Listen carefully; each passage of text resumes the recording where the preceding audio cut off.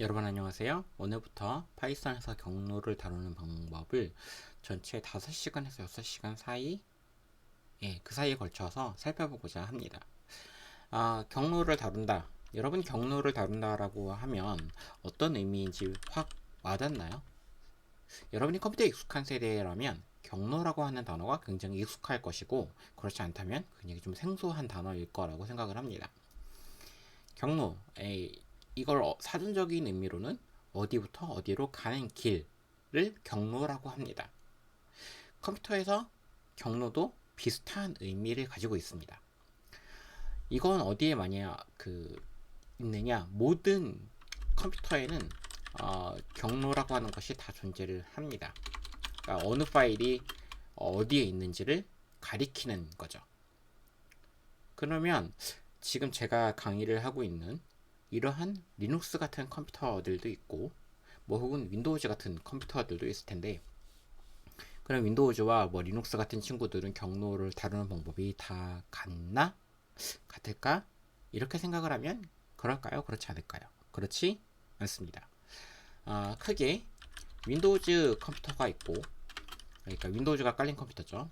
윈도우가 설치된 컴퓨터가 있고, 그 외에 리눅스 같은 운영체제가 설치된 컴퓨터들도 있습니다. 윈도우즈가 설치가 됐느냐 아니면 윈도우즈 이외의 컴퓨터가 설치가 됐느냐에 따라서 이러한 경로를 다루는, 그러니까 표시하는 방법이라든가 내부에서 처리하는 방법이라든가 이런 것들이 다 바뀝니다. 그러니까 크게 이렇게 될 수 있는 거죠. 첫 번째 방식이 있고 두 번째 방식이 있고, 이거를 조금 상반되게 표현을 하면 윈도우가 설치 안 된 컴퓨터인 거죠.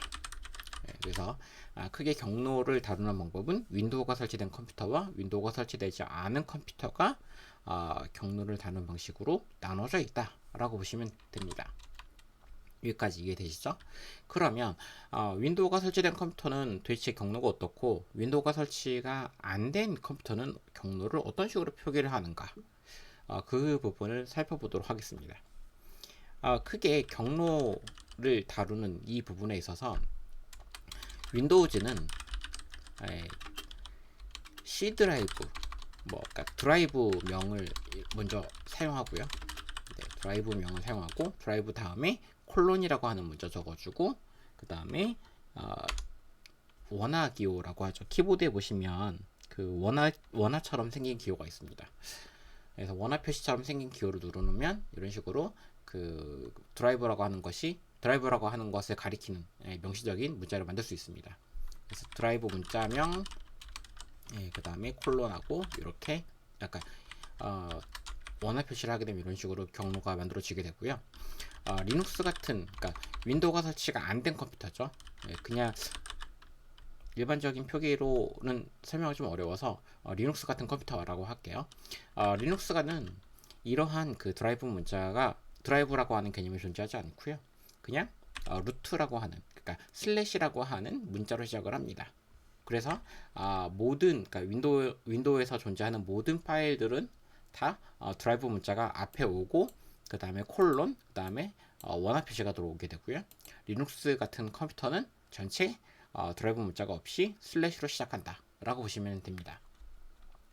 여기서 윈도우즈 같은 경우는 드라이브 문자가 존재를 하잖아요. 그래서 윈도우의 경우는 정말 오래전부터 C 드라이브가 있고, 그 다음에 필요에 따라서 뭐 D 드라이브, 뭐 E 드라이브, F 드라이브, 이렇게 드라이브가 C부터 시작해서 하나씩 늘어납니다. 그러면 최대 드라이브를 만들 수 있는 건 몇 개 드라이브까지 만들 수 있을까요? 제가 이거를 예전에 한번 실험해 봤었는데, 아니요, 실험을 해봤었나? 궁금해서 찾아봤던 적이 있습니다. 일반적으로 C부터 알파벳은 A부터 Z까지잖아요. 그러면 당연히 A 건너뛰고 B 건너뛰고 C부터니까 C부터 G 드라이브까지 하니까, 그러면 총 알파벳 남아있는 개수가 한 몇 개 되죠?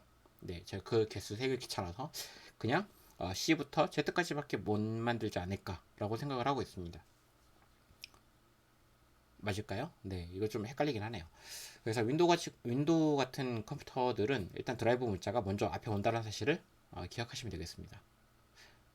그 드라이브 문자 잠깐 딴 길로 빠져서 드라이브 문자 이야기를 잠깐 하면, 윈도우즈 컴퓨터 같은 경우는 A하고 B 드라이브가 지금 없다라고 얘기를 드렸잖아요. 왜 없을까요? 궁금하지 않으세요? 네. 여러분이 사용하는 컴퓨터는 지금 대다수가 아마 CD롬이 없을 가능성이 매우 높습니다. C 드라이브는 물론이고, 뭐, 이전에 경험을 해봤던 안 해봤던, 뭐, 별도로 디스크를 외부에서 뺐다 꽂았다 할 수 있는 그런 장치들이 있었습니다. 그걸 보통 플로피 디스크라고 얘기를 했는데, 이러한 플로피 디스크가 이전에는 A 드라이브, B 드라이브 이런 식으로 표기를 했었습니다. 이게 왜 이렇게 왜 윈도우가 C 드라이브부터 시작을 하느냐? 윈도우가 만들어진 지 굉장히 오래됐기 때문에 이전에는 그 A 드라이브, B 드라이브라고 하는 것이 존재를 했기 때문에 이렇게 그러니까 컴퓨터 내부에 달린 하드 디스크는 그냥 C 드라이브부터 시작한다라고 이제 인식이 되기 시작을 한 거죠. 그래서 실제로 A하고 B 드라이브는 존재하지 않더라도 모든 디스크는 A가 있든 없든 B가 있든 없든 모든 윈도우 컴퓨터는 다 C 드라이브부터 시작한다라는 겁니다. 어이가 없죠? 네. 아마 마이크로소프트는 평생 이 문제, 그러니까 이런 이슈에 대해서 둔감해할 가능성이 매우 높습니다. 네. 윈도우가 새로 계속 만들어져도, 네, 윈도우 지금 아마 10까지 나왔죠? 네, 10이 나왔어도 여전히 이 부분은 고쳐지지 않아요. 그러면 이제 A하고 B 드라이브는 대체 어떠한 형태의 플로피 디스크가 들어가 있었느냐? 제가 기억하기로 아마 A 드라이브가 5.25인치 플로피 디스크 드라이브였을 거고요.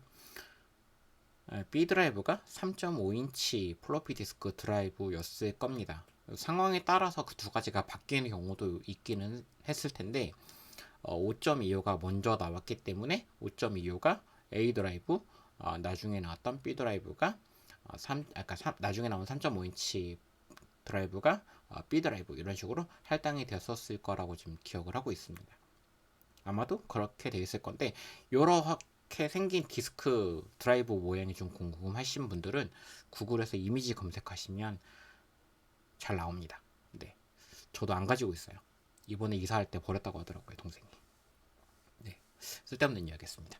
어쨌든 여러분이 그 윈도우즈 같은 경우는 모든 파일들은 다 드라이브 문자 그리고 콜론 그 다음에 원화 표시 이렇게 들어가 있는 상태에서 파일들 저장된다는 사실을 기억하시면 되겠고요. 리눅스 같은 컴퓨터들은 전체 슬래시로 시작한다라고 보시면 되겠습니다. 이 드라이브 문자 그러니까 윈도우든 리눅스든 뭐 처음 시작하는 그러한 경로는 다 이렇게 표시가 된다라고 했으니까 얘들을 어떤 식으로 부르느냐, 윈도우즈 같은 경우는 저 뒤에 드라이브 문자하고 콜론하고 원화 표시라고 계속 이야기를 했는데 이 원화 표시라고 하지 않고요. 예, 정확한 명칭은 역슬래시라고 합니다. 네, 윈도우즈 같은 경우는 이거 원화 표시를 누르면, 그러니까 역슬래시 키를 누르면 정말 자연스럽게 역슬래시 문자가 아니라 이제 원화 표시가 되는데 윈도우즈 컴퓨터가 아닌 애들은 그러한 원화 표시를 누르면 이렇게 역슬래시가 만들어집니다. 그래서 윈도우즈 같은 경우는 역슬래시 기호로 표시를 한다라고 보시면 되겠고요. 리눅스 같은 컴퓨터는 슬래시로 시작을 한다고 했는데 이 슬래시를 다른 이름으로 뭐라고 부르냐면 루트라고 부릅니다. 그래서 파일 시스템의 루트, 파일 시스템 루트라고 딱 부르면 이런 명칭이 그러니까 이러한 용어가 나왔다. 그러면 이거는 루트라고 하는 걸 가리킨다라고 보시면 되겠습니다. 그래서 이거와 요 문장, 그러니까 요 용어는 동일한 것이다. 그러니까 요거랑 요거는 동일한 것이다라고 여러분이 이해를 하시면 되겠습니다. 여기까지 이해되시죠? 그래서 부르기에 따라서 리눅스의 저 슬래시는 루트, 그러니까 그냥 루트라고 하면 저렇게 슬래시를 가리킨다라고 보시면 되는 거고, 나중에 리눅스 같은 걸 아마 공부를 하시거나 뭐 사용을 해보시면 아시겠지만 그런 경우는 별도로 또 루트라고 하는 애가 있으니까 헷갈리지 마시고요. 우선은 파일 시스템 루트라고 하면 저렇게 슬래시를 가리킨다라고 이해를 하시면 되겠습니다. 네, 그래서 이렇게 경로를 다루는 방법에 대해서 좀 이야기를 좀 썰을 풀었습니다. 이 썰이 좀 굉장히 길지 않았나 하는 생각이 들긴 하는데 어쨌든 경로에 대해서 어떻게 시작한다는 사실을 우리가 지금까지 살펴봤고요. 다음 시간에는 이러한 경로를 가지고 얘네들이 어디에 저장이 되는지, 네, 그거를 그러니까 물리적으로 어디에 저장이 되는지를 살펴보도록 하겠습니다. 여러분 오늘도 수고 많으셨습니다.